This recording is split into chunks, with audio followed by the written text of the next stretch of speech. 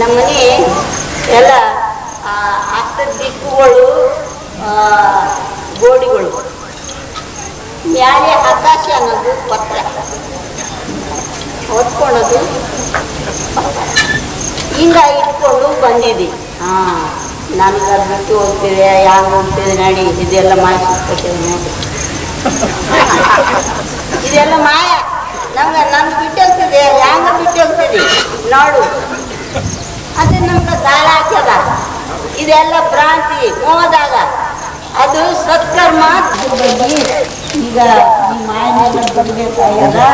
ನೀವು ಸ್ವಲ್ಪ ಮುಂದಕ್ಕೆ ಉತ್ತಮ ಜನವಾಗಿ ಮತ್ತು ಮನುಷ್ಯ ಜನವಾಗಿ ಹುಟ್ಟಲಿಕ್ಕೆ ಸ್ವಲ್ಪ ಸ್ವಲ್ಪ ಒಂದು ಕೋಲ ಮಾಡಿ ಯಾವಾಗೆಲ್ಲ ಅವನು ನಾಮಸ್ಮರಣ ಮಾಡಿ. ಕ್ರಿಶ್ಚಿಯನ್ ಅಂತನ ನನ್ನ ಭಜಿಸಿನವನ, ನನ್ನ ಧ್ಯಾನಿಸಿನವನ, ಬುದ್ಧಿಸಿನವನ ಜನ್ಮ ಜನ್ಮಾಂತರ ಮನುಷ್ಯ ಜನ್ಮ ಆಗಿರ್ತಾನ ಅಂತ ಅದು ತಿಳಿದು ಅದು ಸೆಳ್ಕೊಂಡು ನಡೀತೇನಾಗ್ತದ ನಿಮ್ಗೆ. ಅದು ನಾಮಸ್ಮರಣ ನನ್ನದು ಒಂದು ಕೋಲಾರದ ನಾಮಸ್ಮರಣ. ಅದ್ರ ಬಗ್ಗೆ ಮುಂದಕ್ಕೆ ಬರೋ ಕಾಲ ಆಗಲಿ ಈ ಜೀವ ಯಾತ್ರೆ ಆಗಲಿ ಅದು ನಿಮ್ಗೆ ಉತ್ತಮ ಕರ್ಮನ ಕೂಡ್ಕೊಂಡೇ ಈ ಉತ್ತಮ ಜನ ಯಾಕೆ ಬರ್ತದ. ಅವನಿಗೆ ನೆನೆಸಿನವನಿಗೆ ಈ ಮನುಷ್ಯ ರೂಪಾಗಿ ಬರ್ತಾನ. ಅದ್ರ ಬಗ್ಗೆ ಈ 3 ನಮೂನು ಮನುಷ್ಯರು ಹುಡುಕಿದಾಗ ಉತ್ತಮ ಜನ್ಮ ಶ್ರೇಷ್ಠ ಮತ್ತು ಮತ್ತೆ ಜನ್ಮ ಕನಿಷ್ಠ. ಅವನಿಗೆ ಅಹಂಕಾರ ಇರ್ತದೆ. ರಾವಣಾಸುರ ಈಗ ನಾಶನ ಆಯ್ತು. ಹೆಂಗ ನಾಶನ ಆಯ್ತು? ಅಹಂಕಾರದಿಂದ ಅವನಿಗೆ ಅಹಂಕಾರದಿಂದ ನಾನೇ ಸೃಷ್ಟಿ ಮಾಡಬಾರ್ದು ಏನಿಲ್ಲ ನಾನು ತಪಸ್ ಮಾಡ್ತೀನಿ. ಆ ಈಶ್ವರ ಹತ್ರ ಹೋಗಿ ಅವ್ರ ಆತ್ಮಲಿಂಗ ಈಶ್ವರ ಆವಾಗ ಏನಂತಾರ, ಏತಕಪ್ಪ ನೀನು ಹೋಗಿ ತಪಸ್ ಮಾಡ್ತಿದ್ದೀರಿ ಅಂತಾರೆ. ಇದು ಕೆಳಗಿಟ್ಟಬಾರ್ದು. ಕೆಳಗಿಟ್ಟಿದ್ದಂತೆ ನೀನು ಕೈ ಇಟ್ಟಿದ್ದಂಗಿಲ್ಲ ಅಂತ ಆ ವ್ಯತ್ಯಾಸ ಗೋಕರ್ಣದಾಗ ನೋಡ್ರಿ. ಈಗ ಅಂದಮೇಲೆ ಏನಾಯ್ತು, ಮಾಯ ವಿಷ್ಣು ಈಶ್ವರ ವರ ಕೊಡ್ತಾನಂತ ವಿಷ್ಣು ದಿನ ಮಾಡ್ತಾನೆ. ಮಾಯಮೂರ್ತಿ ಹುಟ್ಟಿತು. ಅಲ್ಲಿ ಒಂದು ಗಣಪತಿ ಆಯ್ತು. ಇವನಿಗೆ ಮೂತ್ರ ಬಂತು. ಆ ಸೂರ್ಯಕ್ಕ ಚಕ್ರ ಬಿಟ್ಟು ಈಗ ಒತ್ತೊಂತೇನಂಗ ಹೊತ್ತು ಮುಣಿಯನಂಗ. ಈಗ ಅವನಿಗೆ ಮೂತ್ರ ಬಂತು. ಅವನಿಗೆ ಮೂತ್ರ ಬರ್ತದ ಗಂಟೆ 2 ಗಂಟೆ 3 ಗಂಟೆ ಹಿಂಗೆ ಮೂತ್ರನೇ ಮಾಡ್ತಾವೆ. ಯಾವ ಸ್ನಾನ ಮಾಡಬೇಕು, ಯಾವ ಸಂಜೆ ಮಾಡ್ಕೊಳ್ಬೇಕು. ಈಗ ಅವನು ನೋಡ್ತಾನೆ. ನಾನು ನೋಡೋದು 1 ಗಂಟೆ ನೋಡಪ್ಪ, ನೀವು ಬಂದಿಲ್ಲ ಅಂತ ನಾನು ತಂದಿರ್ತೇನೆ. ಆಯ್ತು ಕೆಳಗಡೆ ಹೋಗ್ಬಿಟ್ಟಾನ.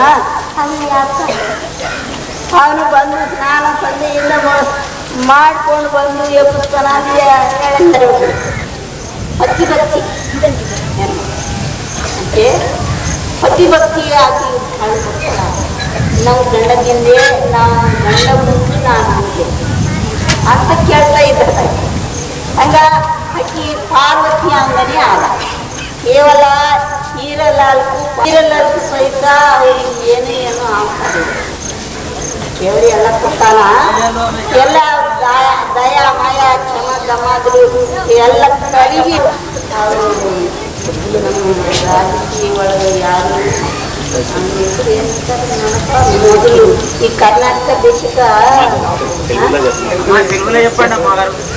ಅದು ಕನ್ನಡನೇ ಮಾತಾಡಕತ್ತಿ ಕನ್ನಡನೇ ಬರ್ತೈತಲ್ಲ. ಅದೀಗ ಒಟ್ಟಾಗ್ತದ.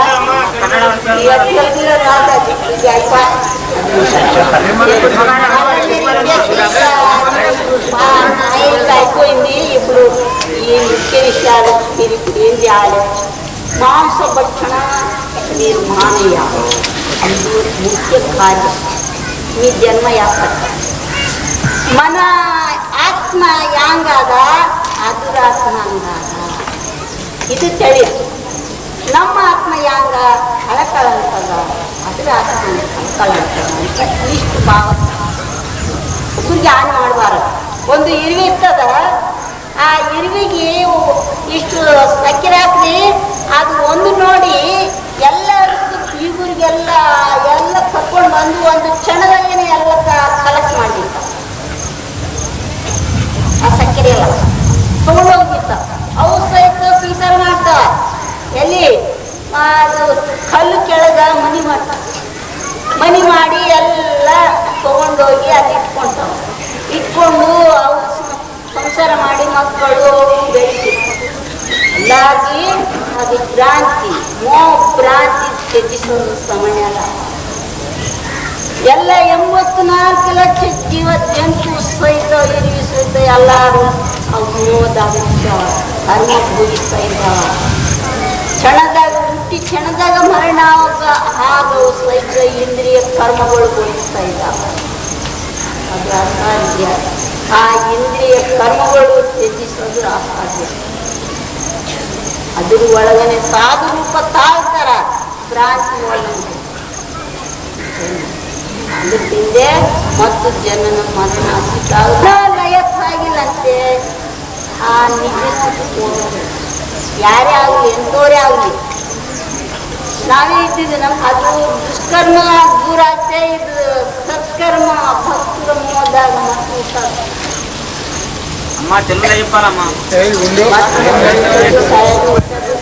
ಇದು ಬ್ಯಾಡ ಅಂತಂದೆ. ದೇವ್ರಿಗೆ ನಾನು ಏನ್ ಬೇಡಿದ್ವಿ ಒಂದೇ ಬೇಡಿದ್ವಿ, ದೇವ್ರ ನನಗೇನು ಬೇಕಾಗಿಲ್ಲ, ನಾನು ಹುಟ್ಟಿಸಿದ್ದಿ ನೀನೇ ಹುಟ್ಟಿಸ್ತಾರ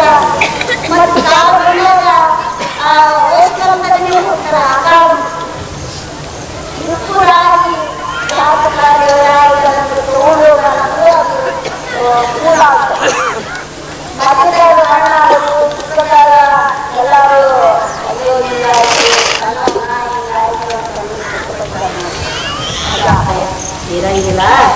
ಈಗ ನೀವೆಲ್ಲ ಭಕ್ತರು ಬಂದಿರಿ, ಮುಂದೆ ಬರೋ ಕಾಲಕ್ಕ ಜನ್ಮ ಹುಟ್ಟಿರಿ ಬ್ಯಾಡ ಅಂತ ಅನ್ನಂಗಿಲ್ಲ. ಜನ್ಮ ಚಿತ್ತಾಗೋದು ಅಸಾಧ್ಯ. ಏನ ಕನಿಷ್ಠ ಸ್ವಲ್ಪ ತಿಳುವಳಿಕೆ ಜನ್ಮ ಬರಂಗ ಮಾಡ್ತಾರೆ. ಆ ತಿಳುವಳಿಕೆ ಜನ್ಮ ಹೆಂಗ ಬರ್ತದ ಅದು ದೇವರಿಗೆ ಯಾವುದೋ ಒಂದು ಗುರು ಅವ್ರಿಗೆ ನಿಮ್ಮ ಭಕ್ತಿ ಯಾವ ದೇವ್ರ ಮೇಲೆ ಏನು ನಾಮಕರಣ ಮ್ಯಾಲೆ ವಿಶ್ವಾಸ ಭಾವನೆ ಇರ್ತದ. ದೇವ್ರಿಗೆ ಅಂತಿಲ್ಲ, ದೇವ್ರ ನಾಮಕ್ಕಂತಿಲ್ಲ. ಯಾರ್ಯಾರು ನಿಮ್ಮ ಭಾವಕ್ಕೆ ಸಂಬಂಧಿಸಿ ಆ ಸ್ಮರಣೆ ಮಾಡಿ ನಿಮ್ಮ ಮನಸ್ಸು ಎದುರ ಮೇಲೆ ನಿಗ್ರತ ಆಗ್ತದ. ಸ್ವಲ್ಪ ಹೊತ್ತು ಆ ಭಾವಗಳು ಇಟ್ಕೊಂಡು ಆ ನಿಮ್ಮ ಕೃಷ್ಣ ಅಂದ್ರಿ, ರಾಮ ಅಂದ್ರಿ, ಶಿವ ಅಂದ್ರಿ, ಎಲ್ಲ ಅಂದ್ರಿ, ಏನನ್ನ ಅಂದ್ರಿ, ದೇವರು ಒಬ್ಬನೇ. ನಮ್ಮ ಭಾವಗಳು ಅನೇಕಗಳು, ದಾರಿಗಳು ಅನೇಕಗಳು. ಒಂದೇ ದಾರಿ ಇಟ್ಕೊಂಡು ಬರ್ರಿ ಸೀದಾ. ಚಂಚಲ ಬಾವಿ ಇಟ್ಕೊಂಡು ಎಲ್ಲ ಅದು ಹರಿಗೋಗಮ್ಮ ಇದು ಈ ದಾರಿ ಎಲ್ಲ ಅದು ಮತ್ತು ಅಲ್ಲಂತ ಮತ್ತು ತಿರ್ಗದು ಮಾಧ್ಯದಲ್ಲಿ ಹಂಗಾಗ್ತೀರಿ. ಈಗ ಹೋಗಿಲ್ಲ ಸರಿ ಹೋಗಿಲ್ಲ ಆ ಕಾರಣಕ್ಕೆ ಹಿಂಗ ಅದೇ ನಿಮ್ಗೆ ಯಾವುದೋ ಲಕ್ಷ್ಮಣ ಮೇಲೆ ಭಕ್ತಿ ವಿಶ್ವಾಸ ಇರ್ತದ ಅದು ನಿರಂತರ ಮಡಿ ಮೈಲ ಇಲ್ಲನಾಗ ನೀವು ನೆನೆಸ್ರಿ. ಆವಾಗ ನಿಮ್ಮ ಕರ್ಮಗಳು ಎಲ್ಲ ಸುಟ್ಕೊಂಡು ಹೋಗಿ ನೀವು ಮತ್ತು ಮನುಷ್ಯ ಜನ್ಮ ಮಾಡ್ತಿದ್ದೀರಿ. ನೀವು ಕರ್ಮಗಳು ಹತ್ತಂಗಲ್ಲ. ಯಾವ್ದನ್ನ ಎಣ್ಣೆ ಆಗಲಿ ಯಾವುದೇ ಆಗಲಿ ಅರಿವಿ ಹತ್ತಿತೆ ನೀವು ಕೋಡಾರ ಹಚ್ಚಿದ್ದೆ ತುಗಿತೆ ಹೆಂಗೆ ಹೋಗ್ತದ ಆ ಕರ್ಮ ಹಂಗ ಸುಟ್ಕೊಂಡು ಹೋಗ್ತದೆ. ಅದೆಲ್ಲ ತೊಳಿತದ, ನಿಮ್ಮ ಕರ್ಮಗಳು ಎಲ್ಲ ತೊಳಿತದ. ಹಂಗ ಅದ್ರ ಬಗ್ಗೆ ಈಗ ದೇವರು ಬಿಟ್ಟು ಎಲ್ಲ ಹೆಣ್ಮಕ್ಳು ಮನುಷ್ಯರು ಏನಿಲ್ಲ. ಇದೆಲ್ಲ 4 ದಿನ ಸಂತಿ ಇಂದ್ರಿಯ ಭೋಗಗಳು ಮತ್ತೇನಿಲ್ಲ. ಈ ಇಂದ್ರಿಯ ಭೋಗ ನಡ್ಕೊಳ್ಬೇಕು. ಹೇಳ್ತೀನಿ ಈಗ ಗೌರವದಾಗ ಗಂಡಸರು ಜನ್ಮ ಸ್ವತಂತ್ರ ಜನ್ಮ ಹೆಂಗ ಅವ್ರಿಗೇನು ಅಪಾಯ ಇಲ್ಲ. ಹೆಣ್ಮಕ್ಕಳಿಗೆ ಅಪಾಯ ಆಗ. ಅದ್ರ ಬಗ್ಗೆ ಒಂದು ಧರ್ಮ ಮಾರ್ಗದಿಂದ ಹೆಂಡತಿ ಮಾಡಿಕೊಂಡು ಮನ್ಯಾಗ ಎಲ್ಲ ಕೆಲಸಗಳು ನೋಡಿಕೊಂಡು ಗಂಡ ಬಂದಾಗ ಗಂಡ ಸೇವೆ ಮಾಡ್ತು ಅವ್ರಿಗೆ ಹೊಡ್ಸೋದು ಎಣಿಸಿದ್ದಾರೆ. ಅದು ಎಣಿಸಿ ಹಂಗ ಗಂಡದ ಸೇವೆ ಮಾಡೋಣಂಗ